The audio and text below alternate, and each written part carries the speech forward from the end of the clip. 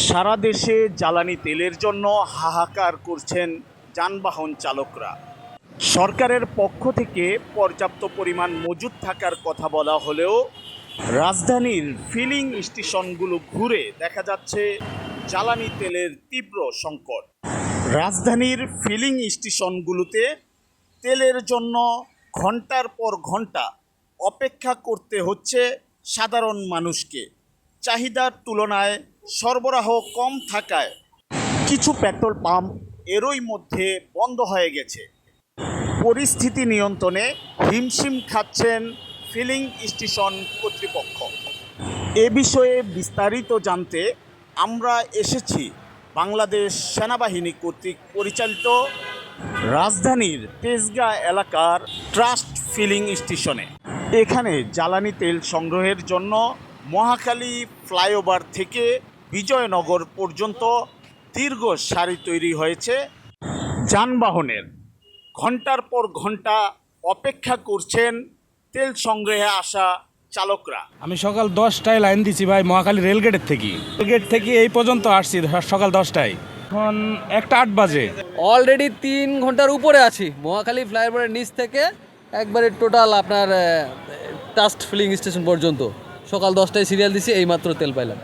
চালকদের দাবি, চাহিদার তুলনায় অপ্রতুল তেল পাওয়ায় ফিলিং স্টেশনগুলোর সামনে দীর্ঘ হচ্ছে যানবাহনের লাইন।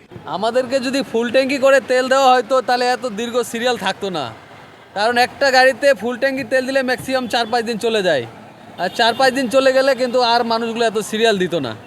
অতএব আমরা চাই যে সবাইকে যদি ফুল ট্যাঙ্কি তেল দেওয়া হয় তাহলে আমাদের জন্য ভালো হয়, শুধু আমাদের জন্য না, বাইকারদের জন্য। এটা প্রতিদিন 200 টাকা করে তেল দিচ্ছে, আমরা তো রোদে দাঁড়িয়ে আছি। হ্যাঁ, আমাদের অবস্থা একদম নাজেহাল, রোদে পুড়ে যাচ্ছে। ঠিক আছে, 200 টাকার তেলের জন্য 2 ঘন্টা 3 ঘন্টা 4 ঘন্টা দাঁড়া থাকতে হয়। সকাল থেকেই রাজধানীর প্রায় প্রতিটি পেট্রোল পাম্পে যানবাহনের এমন দীর্ঘ সারি।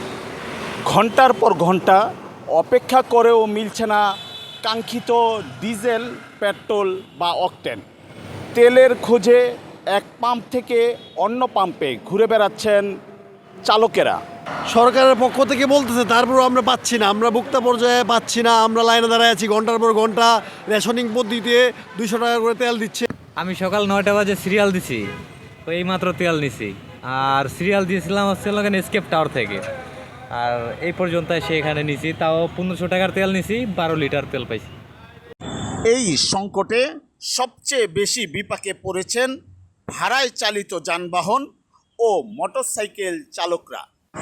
দ্রুত তেলের সরবরাহ স্বাভাবিক না হলে পরিবহন ভাড়া সহ নিত্যপণ্যের দাম আরও বাড়ার আশঙ্কা করছেন বিশেষজ্ঞরা। জি.কে. সোহাগ, দৈনিক দেশের কণ্ঠ, তেজগাঁ, ঢাকা।